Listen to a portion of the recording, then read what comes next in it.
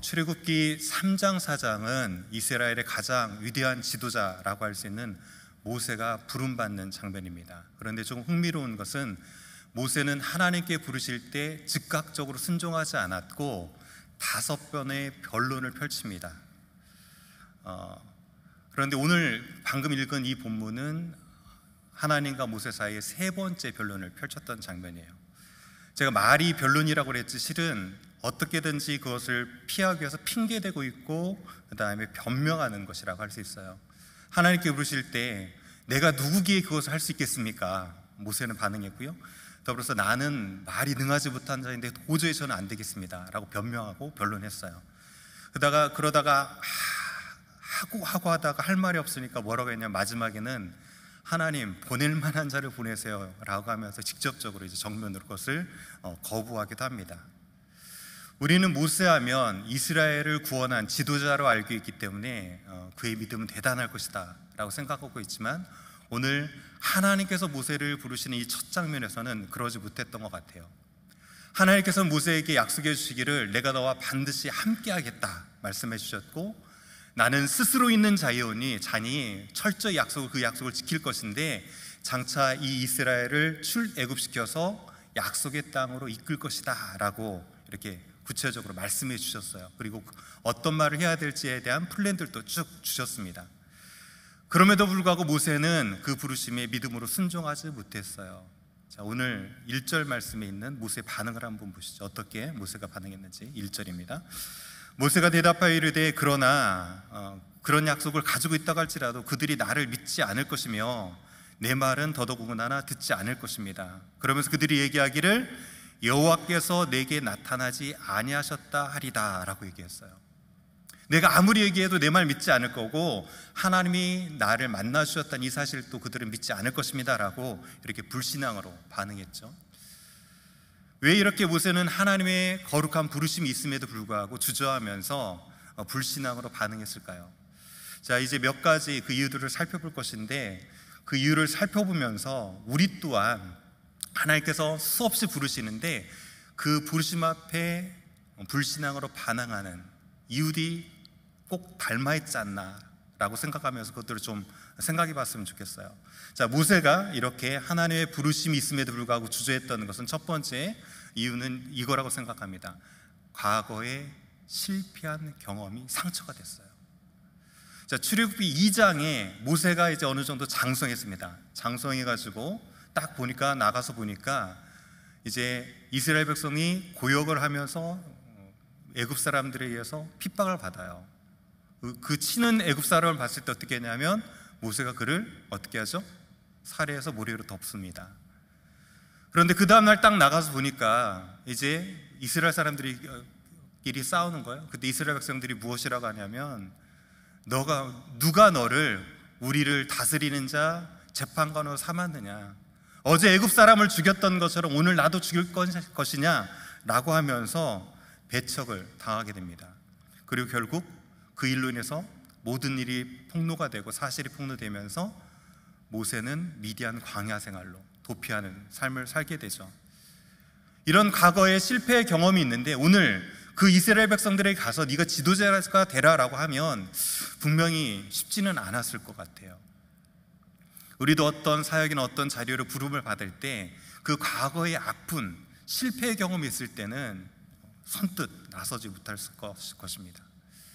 자, 두 번째 이유를 한번 생각해 보면 현재 모세 자신의 모습이에요. 자, 지금 모세는 무엇하고 있냐면 나이는 한 80세 됐고요, 미디안 광야에서 장인 이드로의 양을 치는 목자의 생활을 하고 있어요. 말이 40년이지 40년 동안 제대로 된 목욕 한번 못하면서 찌질하게 그렇게 목자의 생활을 하고 있습니다.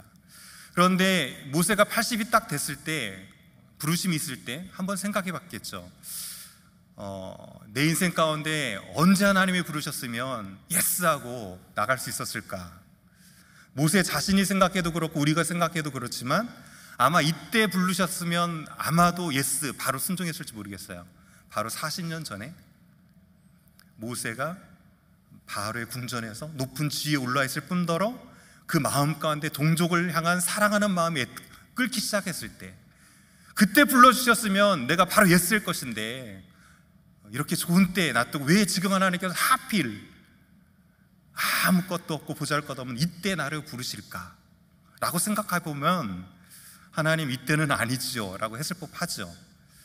우리도 특별한 부르심 앞에서 우리 인생을 돌아볼 때가 있죠. 하나님 이때 헌신할 수 있는 기회를 주셨으면 제가 기쁨으로 헌신했을 것 같은데 지금 제가 가진 게 너무 없습니다. 지금은 아니지 않습니까? 라고 반응할 수 있죠. 자, 끝으로 한 가지 더 이유를 생각해 보기를 원하는데 아마 장차 감당할 사명의 대상이 부담이 됐을 것 같아요. 자, 모세가 하나님의 말씀을 전해야 하는 이스라엘 백성의 영적인 상태는 어떻습니까? 모세는 분명히 이렇게 얘기했습니다. 그들이 내게 하나님께서 나타나셔서 말씀하셨다고 해도 이것은 믿지 않을 것이다 이렇게 얘기했잖아요. 그도 그럴 것이 하나님께서는 창세기 46장 초반부에 야곱에게 나타나서 말씀하신 이후에 무려 400여 년간 아무 말씀을 하지 않고 계셨어요.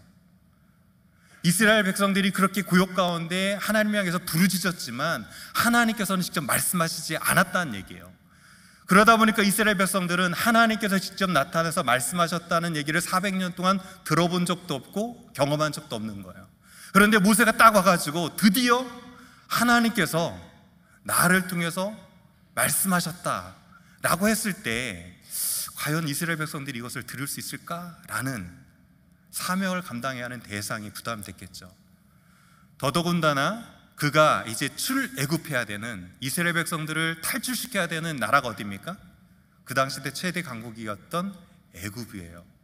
그리고 그가 상대해야 되는 자는 그가 생명의 위협을 느끼고 낯을 피웠던 바로를 상대해야 됐다는 거죠.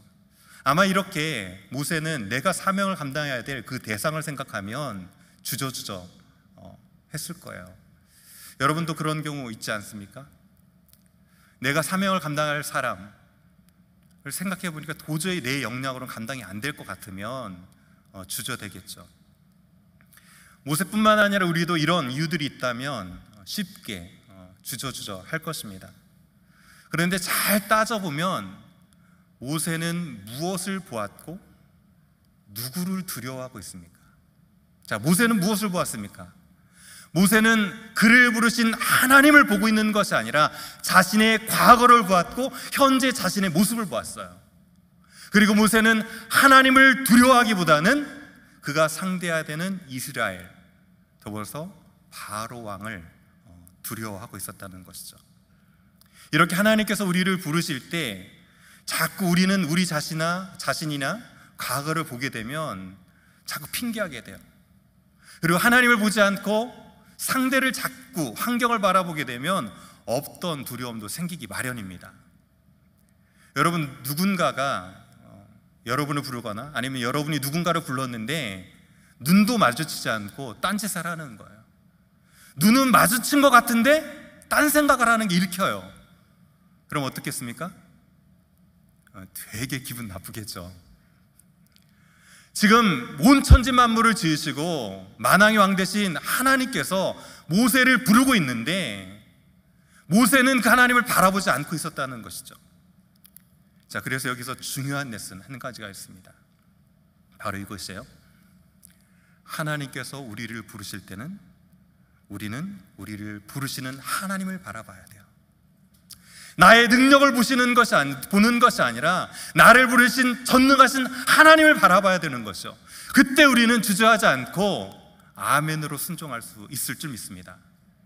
여기 계신 모든 분들은 우리를 부르시는 하나님을 보시길 소원합니다. 이 아침에 여러분을 부르신 자가 누굽니까? 누가 불러서 지금 이 자리에 있습니까?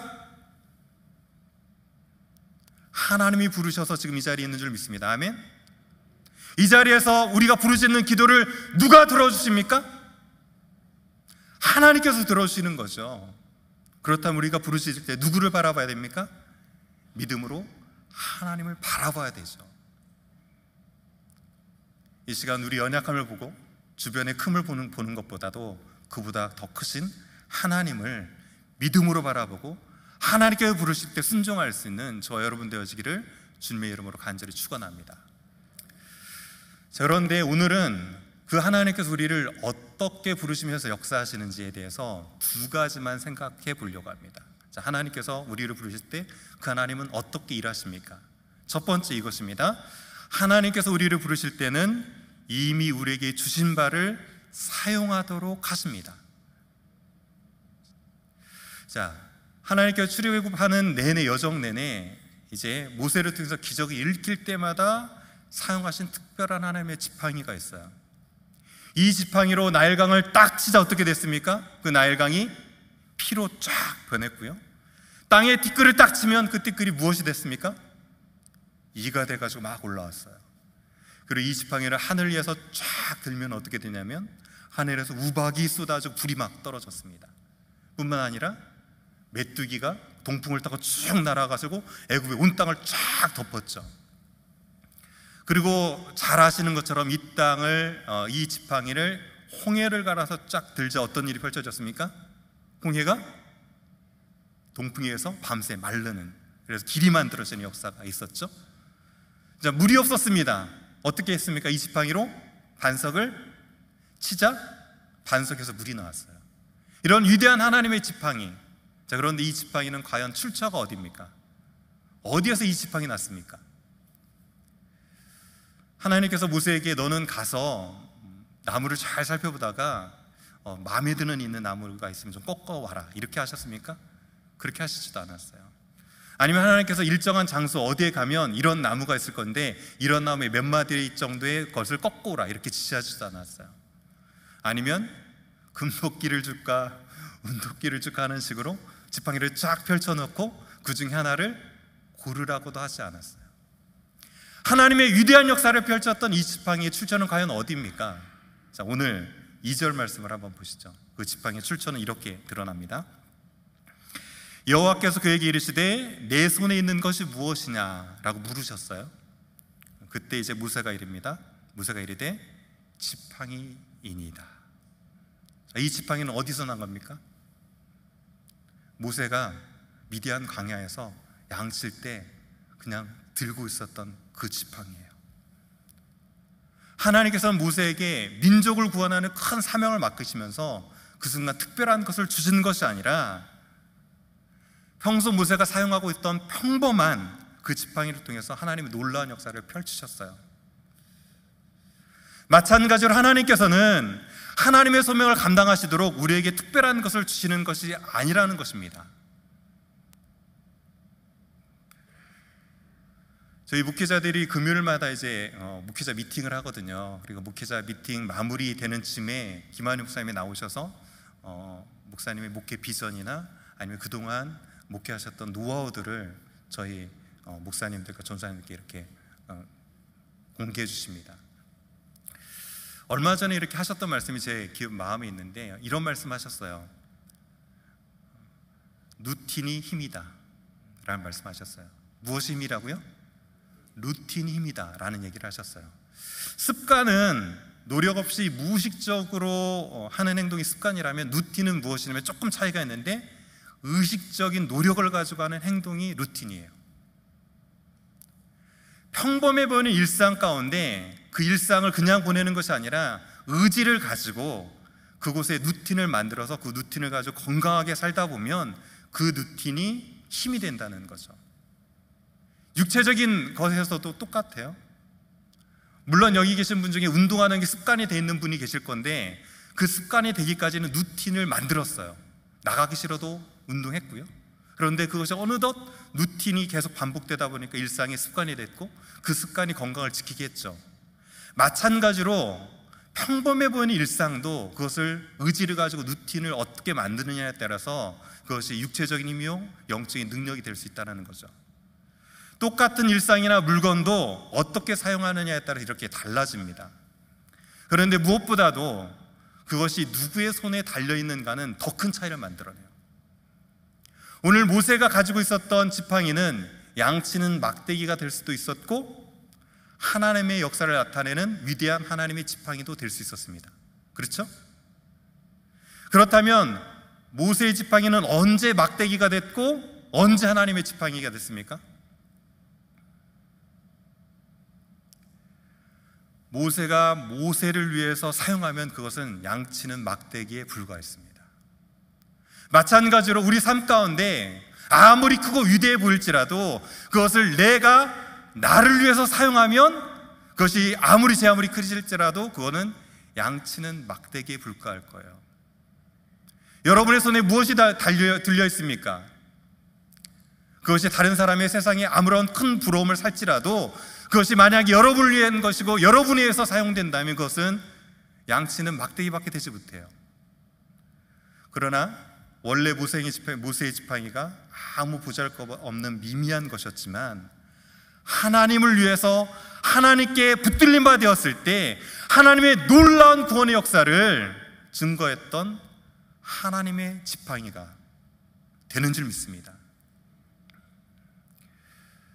지금 하나님께서 여러분에게 묻고 계세요. 내 손에는 무엇이 들려 있느냐? 그리고 너는 그것을 무엇을 위해서 사용하고 있느냐? 누구를 위해서 사용하고 있느냐? 모세가 40년 동안 생활하면서 그 삶에 가지고 있었던 지팡이라면 분명히 여기 계신 모든 분들은 지팡이 하나쯤은 다 가지고 계실 거예요. 비록 그것이 초라해 보일지라도 하나님께서는 여러분의 삶을 살도록 이미 지팡이를 주셨어요. 그런데 그 지팡이 내가 살고 있겠다고 쥐고 있지 마시고 이제 하나님 나라를 위해서 내려놓을 때가 되지 않았습니까? 하나님, 비록 부족하지만 하나님께 붙들림 바 되어 사용되기를 소원합니다라고 이 아침에 그 지팡이를 내려놓는다면 하나님께서는 그 지팡이를 통해서 하나님의 구원의 놀라운 역사를 열방 가운데 나타내는 하나님의 지팡이가 되게 하실 줄 믿습니다. 아멘. 자, 이제 두 번째로 살펴볼 것이 있는데 두 번째는 이것입니다. 하나님께서 우리를 부르실 때는 하나님만이 하실 수 있는 표적을 주십니다. 자, 하나님만이 하실 수 있는 표적을 줘요. 이스라엘 백성들이 이제 모세에게 하나님이 나타나셨다는 것을 알게 하도록 하기 위해서 세 가지 표적을 주시는데 첫 번째 표적이 무엇이었습니까? 그 지팡이를 던지면 무엇이 됐죠? 뱀이 되고 그 꼬리를 딱 잡으면 다시 무엇이 됐습니까? 지팡이가 되는 표적이었어요. 그런데 조금 아이러니컬한 것은 하나님 이렇게 얘기하셨거든요. 첫 번째 표적은 믿지 아니할 수 있다. 첫 번째는 믿지 않을 거야 라는 거죠. 믿지 않을 표적을 왜 모세에게 줬을까요? 그 표적 줘봤자 이집트 사람이나 이스라엘 백성들이 잘 믿지 않을 수도 있어 라고 하면서 그 표적을 주셨거든요. 그런데 보면 그 표적은 애굽의 술법사들도 행했던 표적이라고 합니다. 그러니까 누구나 할 수 있었던 표적인데 사람들은 와 했던 거죠. 여기에 메시지가 있는데 세상의 기적은 하나님에게는 아무것도 아니라는 거예요. 세상의 기적처럼 수많은 일들이 펼쳐지지만 그것은 하나님께서는 아무것도 아니다 라는 메시지를 그 안에 담은 것이죠. 그리고 나서 이제 두 번째 나중 표적을 주면 이 표적은 그들이 믿을 거야 라고 하면서 주신 두 번째 표적이 있습니다. 자, 6절 7절은 이제 두 번째 표적을 나타내는 한번 읽어보시겠습니다. 6절 7절 시작. 여호와께서 또 그에게 이르시되 내 손을 품에 넣어라 하시매 그가 손을 품에 넣었다가 내어보니 그의 손에 나병이 생겨 눈과 같이 된지라. 이르시되 내 손을 다시 품에 넣어라 하시매 그가 다시 손을 품에 넣었다가 내어보니 그의 손이 본래의 손 살로 되돌아왔더라. 자, 이것이었죠. 멀쩡했던 손이었는데 품에 넣었다 빼니까 어떻게 됐습니까? 나병이, 오래된 나병이 걸려 있었어요. 그리고 다시 넣었다 빼니까 어떻게 됐습니까? 본래의 살처럼 되돌아왔어요. 나병은 살이 문드러지면서 털이 하얘지고요, 감각을 잃는 거예요. 그리고 그 나병에 걸린 자는 멀리서 사람을 봐도 나는 부정하다 부정하다 외쳐야 됐고 사회로부터 철저한 격리를 하게 됩니다. 그래서 보통 나병은 이제 죽음을 의미했고 영적으로는 죄를 상징했죠. 물론 성경에서는 그 나병이 죄의 대가라고 기록하고 있진 않아요. 그런데 이스라엘 백성들이 생각하기는 어떻게 생각했냐면 그 나병은 죄의 대가이고 하나님의 징계이다 라고 생각했습니다. 그렇기 때문에 이 나병이 발생했다는 것은 하나님의 징계였고, 그리고 이 나병이 나았다는 것은 하나님이 특별한 은혜로 주시는 그 은혜가 아니고서는 고쳐줄 수 없는 하나님의 역사라는 것이 그들의 일반적인 역사였습니다. 인식이었어요. 자, 그렇다면 이 두 번째 표징만 이스라엘 백성들에게 딱 보여주면 끝나는 것 아닙니까? 그들의 사고에는 나병이 생기고 없어지는 것은 죽음과 생명을 뜻하고 이것은 하나님만이 하실 수 있는 이적이다 라는 인식이 되어 있다면 두 번째 표적으로 끝나면 돼요. 그렇죠? 그 표적만 보여줘도 어떻게 됩니까? 믿을 것이라고 했으니까. 자, 그런데 잘 보면 표적은 여기서 그치지 않고 세 번째 표적으로 이어집니다. 자, 왜 세 번째 표적을, 두 번째 표적이면 충분한데 세 번째 이적을 주셨을까요? 자, 9절을 한번 보시죠. 어떤 표적인지. 자, 9절. 그들이 이 두 표적을 믿지 아니하며 내 말을 듣지 아니하거든 너는 나일강 물을 조금 떠다가 땅에 부으라. 내가 떠온 나일강 물이 땅에서 피가 되리라. 두 번째 표적만 봐도 충분히 믿을만 하지만 그들이 강박해서 만약 이것을 나의 역사로 받아들이지 못하거든 이번에는 무엇을 하라고 했습니까? 나일강 물을 떠다가 부으면 그 물이 피가 될 것이다 라고 얘기했어요. 애굽은 나일강의 선물이다 라는 말이 있습니다. 이 정도로 애굽은 나일강 때문에 생존한다 라고 해도 과언이 아니에요. 여름에 이제 우기가 돼가지고 많은 비가 오면 한 2,400km를 흘러놓는 이 나일강이 모든 부유물을 다 품고 옵니다. 그러고 나서 델타 삼각주에 이르면 그 부유물들이 범람하면서 퍼져요. 그래서 이집트에 가보면 나이로미터라는 게 있어요. 물이 얼마만큼 번졌는가 하는 것을 측정하는 거예요. 그래서 우리는 생각하기를 물이 많이 범람해서 넓은 지역을 덮어버리면 재앙이라고 생각하겠지만 그들은 그렇게 생각하지 않고 나일강이 범람하면 범람할수록 이것을 무엇으로 여겼습니까? 신의 축복으로 여겼어요. 그러면서 나일강은 그 애굽 사람들에게는 신의 한 존재처럼 여겨졌습니다. 그런데 이제 이 신과 같은 나일강 물이 멸망을 상징하는 피로 변했어요. 그렇다는 얘기는 이것은 무엇을 상징합니까? 하나님께서 장차 애굽을 심판하시겠다라는 것을 나타내고 계시죠. 그런데 잘 보면 다시금 그 피로 된 것이 물로 변했습니까? 그것은 없었어요. 그렇다는 얘기는 하나님께서 애굽을 철저하게 심판하시겠다라는 말씀이거든요. 자, 잠깐 정리해보면 이것이죠. 첫 번째, 지팡이가 뱀으로 왔다 갔다 변하는 것은 세상의 이적은 하나님께서는 아무것도 아니다 라는 메시지를 담았고, 두 번째, 나병은 무엇을 담았습니까? 죽음과 생명이, 그 회복이 하나님께 있다라는 걸 나타내 줬어요. 그리고 세 번째는 장차 하나님께서 세 번째 표적으로 나일강을 물을 피로 변화시키는 것을 통해서 장차 철저히 심판하시겠다라고 말씀하셨습니다. 오늘 이 세 가지 이적에 담은 메시지는 이것입니까? 이것입니다. 세상의 덧없음, 죽음과 구원, 그리고 세상을 향한 하나님의 심판이에요. 그런 점에서 하나님께서는 하나님만이 하실 수 있는 이 표적의 표적을 모세뿐만 아니라 저에게도 이미 주셨어요. 여러분에게도 이미 주셨어요. 아멘입니까?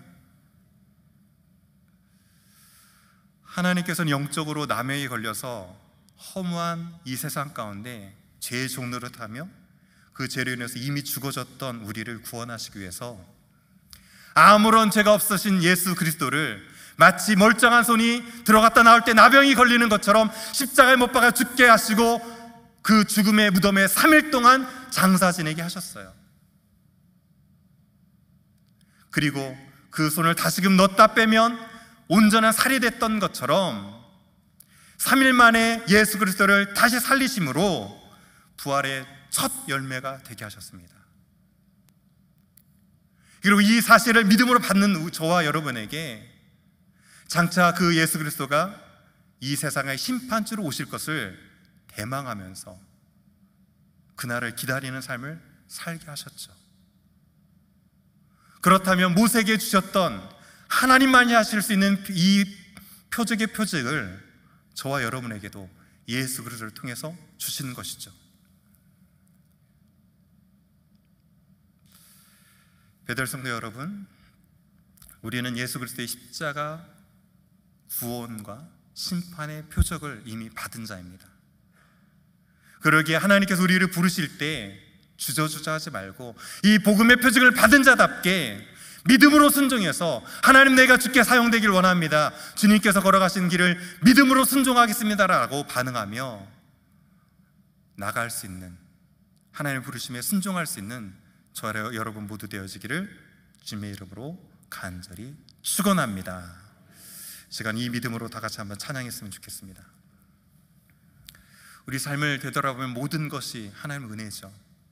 나를 지으신 것도 그분이시고, 나를 부르신 분도 하나님이시고, 나를 보내시는 분도 그 하나님이시기에 그 하나님의 은혜를 아는 자답게 이제 내 삶을 주 앞에 주저함 없이 드림으로 하나님께 말씀하시는, 우리를 보내시는 곳에 믿음으로 순종하며 가겠습니다 하는 마음 가지고 다 같이 찬양 주 앞에 믿음으로 고백합니다. 나를 지으시니가 하나님, 나를 지으시니가 하나님. 여러분을 부르시는 분이 하나님이십니다. 나를 부르시니가 하나님. 여러분을 보내시는 분은 누구십니까? 나를 보내시니도 하나님. 나의 나 된 것은 다 하나님 은혜라. 나의 달려갈 길 다가도록, 나의 맞이에 막고음 다하도록, 나로 그 십자가 품게 하시니, 나의 나 된 것은 다 하나님 은혜라. 한량없는 은혜, 한량없는 은혜, 갚을 길 없는 은혜, 내 삶을 애워싸는 하나님의 은혜. 나 주저함 없이, 나 주저함 없이 그 땅을 밟음도 나를 붙드시는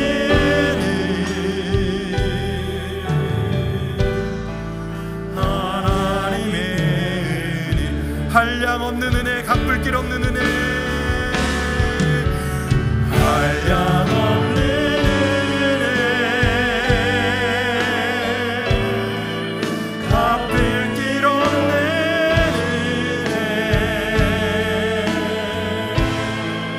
내 삶을 애워싸는 하나님의 은혜.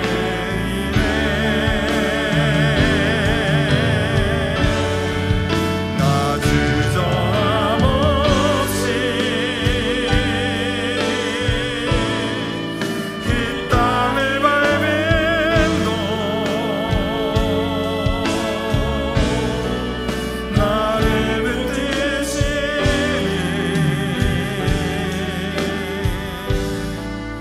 하나님의 은혜.